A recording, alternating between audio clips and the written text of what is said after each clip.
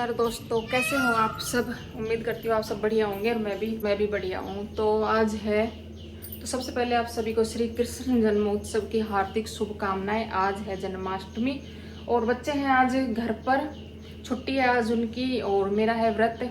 हम में से ज़्यादातर गृहिणियों का आज व्रत होगा।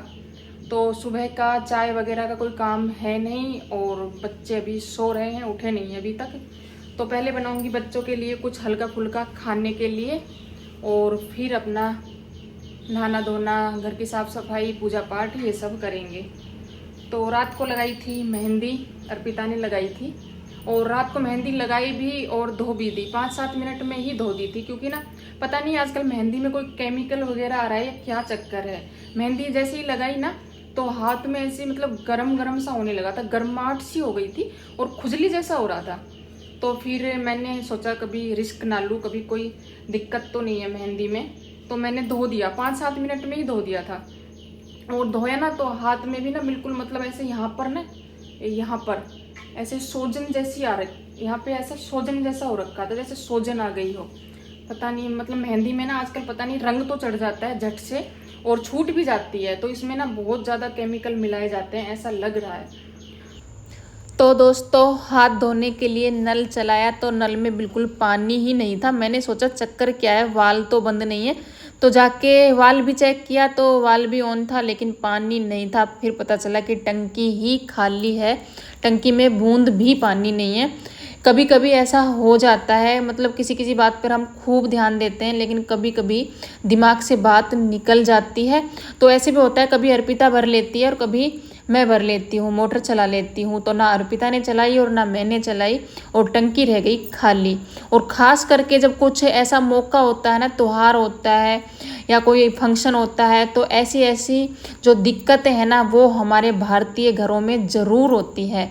तो यहाँ पे पानी तो नहीं है, बूंद भी। तो मैंने सोचा पहले अपने वो काम निपटा लेती हूँ जिनमें पानी की ज़रूरत नहीं है, अपने झाड़ू वगैरह का काम ख़त्म कर लेती हूँ, बाद में अपना पानी का काम निपटा लेंगे।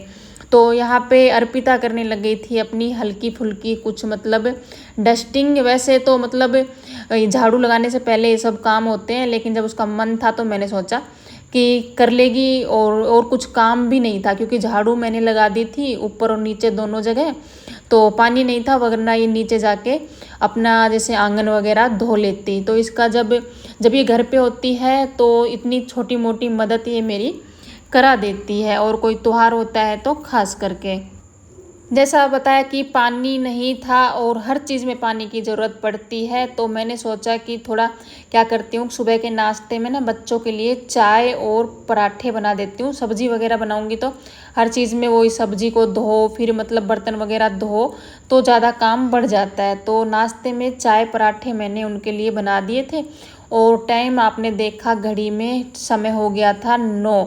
और पानी की वजह से आज मैं लेट भी हो गई थी त्योहार के दिन अपने कामों में। तो लाइट आई थी 9 बजे और लाइट आते के साथ मैं आ गई थी नीचे अपनी मोटर चलाने के लिए। तो 9 बजे भी ठीक टाइम से आ गई है, वैसे कभी कभी लेट भी हो जाती है। तो सबसे पहले मैंने सोचा कि मशीन में कपड़े डाल देती हूँ और कपड़े धुलते रहेंगे और उसके बाद में मैं अपना काम दूसरा कंटिन्यू करूँगी। तो ड्रेस वगैरह थी, कपड़े भी धोने ज़रूरी थे, तो वो मैंने डाल दिए थे।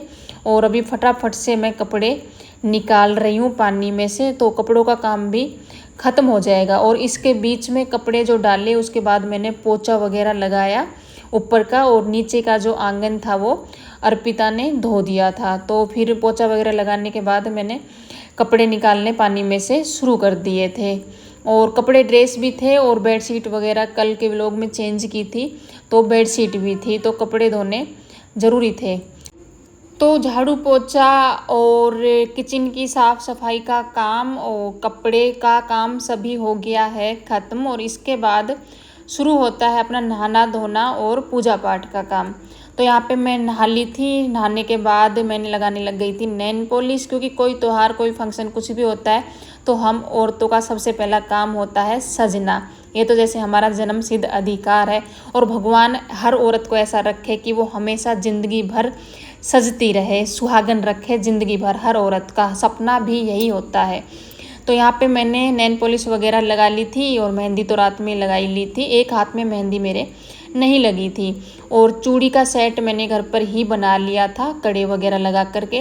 वैसे मतलब मेरी ड्रेस में मैच नहीं हुआ है सेट, लेकिन फिर भी चलता है, घर में ही रहना है, बाहर तो जाना नहीं है। और आज मैंने सूट पहना है। काफ़ी देर तक सोचा कि क्या पहनूं, फिर काफ़ी देर सोचने के बाद मैंने सोचा ये सूट पहन लेती हूँ। ये मैं गांव गई थी तब सिला करके लेकर आई थी, सिलाकर मैं अपने लिए लेके आई थी, लेकिन अर्पिता बोली कि मम्मी रक्षाबंधन को मैं पहन लूँगी, इसलिए फिर मैंने आज से पहले इसको पहना नहीं था कि पहली बेटी पहन लेगी और उसके बाद मैं पहन लूँगी। तो उसने इस दिन रक्षाबंधन पर इसको पहना था, तो आज दूसरी बार मैं पहन रही हूँ। और ये दुपट्टा जो है ये मैंने ऑनलाइन मंगाया था मीशो से, जो कि बहुत सुंदर दुपट्टा है। तो यहाँ पर मैं हो गई हूँ एक सिंपल सी रेडी, और यहाँ पे अभी करेंगे अपनी पूजा की तैयारी। बारिश आ रही है, बारिश सुबह से ही आ रही है। वैसे तो बारिश का आजकल रोज़ का काम हो रहा है, रुक नहीं रही है, और आज भी सुबह से ही आ रही है। आज की बारिश ने थोड़ा बहुत परेशान किया, क्योंकि ऊपर नीचे बार बार जाना पड़ रहा था ना, तो थोड़ी दिक्कत आई, पर कोई बात नहीं। पूजा पाठ करने में कैसी दिक्कत, हर दिक्कत का सामना करना ही पड़ता है। तो यहाँ पे मैंने बारिश में ऊपर नीचे होते हुए कर ली थी अपनी थाली तैयार। लोटे में जल ले लिया था, और पेठा की मिठाई और केला, फूल और कच्चा दूध और तुलसी भी मैंने ली है, क्योंकि कान्हा जी को तुलसी अर्पित की जाती है और उनके भोग में भी तुलसी चढ़ाई जाती है।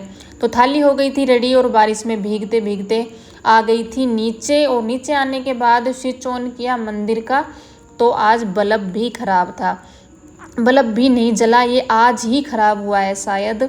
तो ना एक के बाद एक दिक्कत आए जा रही है, कहीं नल में पानी नहीं है, कहीं बारिश में परेशानी ऊपर नीचे आने जाने में, कहीं बल्ब नहीं जल रहा है। लेकिन फिर भी कोई बात नहीं, खुशी खुशी हम अपना जैसा होगा वैसे ही हम अपना खुशी खुशी त्यौहार मनाएंगे और अपनी जिम्मेदारी निभाएंगे। तो यहाँ पे पूजा पाठ कर दी थी शुरू, बच्चों को तिलक लगा दिया था। और छवि है मेरे पास राधा कृष्ण की, मूर्ति नहीं है। तो ज़रूरी नहीं है कि ज़रूरी नहीं है कि मूर्ति ही हो तभी हमारी पूजा सफल होगी। छवि को ना मैंने जैसे नहलाने के रूप में थोड़ा पानी अर्पित कर दिया था और रुमाल से पोंछ दिया था। भोलेनाथ जी को भी नहला दिया था, और उसके बाद सभी भोग वगैरह चढ़ा करके अपनी पूजा मैंने संपन्न कर ली थी। तो यहाँ पे है ये शाम का टाइम, और आज अर्पिता का मन है चाप की सब्जी बना। तो वही समय है शाम का, और हम जन्माष्टमी को खाते हैं रात को, जब रात को कृष्ण जी का जन्म होता है 12 बजे चांद को अर्घ देने के बाद। तो सोचा कि सब्जी वगैरह बना लें, तो अर्पिता बोली मम्मी मैं बनाऊंगी चाप की सब्जी। तो ये पहले भी बनाई है 1-2 बार चाप की सब्जी, और ये ही बनाई है और बहुत स्वादिष्ट बनाई है। जैसा मेरा व्रत है तो ये मेरे को थोड़ा आराम भी देना चाहती है कि व्रत है तो ज़्यादा काम ना करें, ऐसी बेटी भगवान सबको दे। तो ये चाप की सब्जी कैसे बना रही है ना, वो मैं आपको बताती हूँ कि कैसे बना रही है चाप की सब्जी। गर्म पानी में इसने सोयाबीन को भिगो लिया था कुछ टाइम के लिए, और निचोड़ करके इसको पीस लिया है मिक्सर में। और उसके बाद इसमें ऐड की है मैदा, इतनी मैदा कि आटे की तरह ये इसी सोयाबीन में जैसे आटे की तरह लग जाए। तो देख सकते हैं आप आटे जैसा इसने इसको लगा लिया है। और यहाँ पे प्याज, टमाटर और लहसुन को इसने तेल में कर लिया था फ्राई कट करके, और अभी इसको पीस लिया है।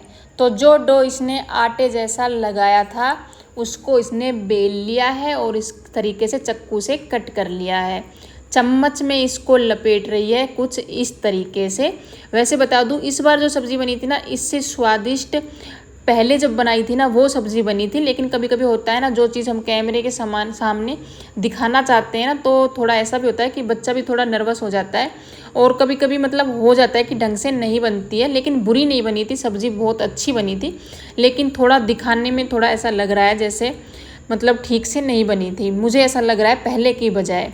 तो यहाँ पर इसने चम्मचों में इसको लपेट लिया है, और गर्म पानी चढ़ा दिया था, पानी हो गया था गर्म, और उसमें इनको डाल दिया है, और इनको पकाया था कम से कम 10 मिनट तक। और यहाँ पे इसने तैयार कर लिया दही, और दही में बेसिक मसाले, हल्दी, नमक, धनिया, मिर्च, ये सब। तो वो कर रही है वहाँ पे अपना काम, और यहाँ पे मैंने कर ली है जो शाम की जो पूजा होती है, वो नीचे की पूजा मैंने कर ली थी, और बाद में तुलसी जी में दिया लगाने का काम और तुलसी जी की पूजा का काम मेरा बाकी था, तो वो भी मैंने अभी कर लिया है। तो उसके बाद जो अर्पिता ने वो बनाए थे ना, जो ऐसे पानी में जो डाल रखे थे, उनको निकाल करके और हवा में पंखे के नीचे सूखने के लिए रख दिया था। और तब तक मैंने पूजा की, तब तक उसके वो भी सूख गए थे, और उसने उनको कर लिया था बीच में से कट। और बीच में से कट करने के बाद फिर उसने किया उनको तेल में फ्राई, और फ्राई होने के बाद कुछ इस तरीके से ये हैं, जैसे आप देख सकते हो, इस तरीके से इनका शेप आया है, और इस तरीके से फ्राई किया है। अभी है सब्जी में तड़का लगाना। तड़का लगाया है कुछ खड़े मसाले, हरी मिर्च का, और बाद में वो पेस्ट बनाया था वो ऐड कर दिया था। और यहाँ पर जो दही मतलब इसने बनाई थी, नमक मिर्च सब मसाले मिला करके उसमें ये चाप डाल करके मिक्स कर दिया है। और यहाँ पे मसाला भी भून करके तैयार हो गया था, और यहाँ पे ये सब जो दही में जो चाप डाली थी वो ऐड कर दी है, और बहुत स्वादिष्ट सी सब्जी बन करके तैयार हुई थी। और मेरा काफ़ी काम घट गया था, जैसा मेरा व्रत था ना, तो थोड़ा बहुत थकान जैसा हो ही जाता है, दिन भर काम भी होते हैं, तो इसने काफ़ी मेरी हेल्प की थी और हमेशा करती है। अभी टाइम है रात का, तो उसने खुद को मेहंदी लगाई थी, जैसे चांद तो अभी निकला नहीं है, तो हर्ष तो सो गया और हम माँ बेटी जगे हुए हैं, अपना वेट कर रहे हैं अर्घ देने का। तो यहाँ पे फिर अर्पिता बोली मम्मी आपका एक हाथ रह रहा है तो उसमें मेहंदी लगा देती हूँ। तो मैंने कहा चलो टाइम पास तो करना ही है, 12 बजे तक सोना तो है नहीं, जगे ही रहना है। तो आज हम माँ बेटी ने दोनों ने सेम मेहंदी लगाई है, देख सकते हैं आप, उसके हाथ में भी ऐसा ही डिज़ाइन बना हुआ है। तो आज का व्लॉग कुछ इस तरीके से था, और इस व्लॉग को करते हैं यहीं पर एंड। तो और हाँ, चाप की सब्ज़ी के साथ हमने बनाई थी पूड़ियाँ, चाप की सब्ज़ी, पूरी और हलवा। व्लॉग वगैरह मैंने शाम का शूट नहीं किया था क्योंकि मैं थकी हुई थी, मेरा मन भी नहीं था शूट करने का, और मैंने किया भी नहीं था। तो इस व्लॉग को करते हैं यहीं पर एंड। आज का व्लॉग आपको कैसा लगा? अगर थोड़ा भी अच्छा लगा तो लाइक करना, कमेंट करना, शेयर करना। अगर चैनल पर नए हो तो सब्सक्राइब किए बिना बिल्कुल मत जाना।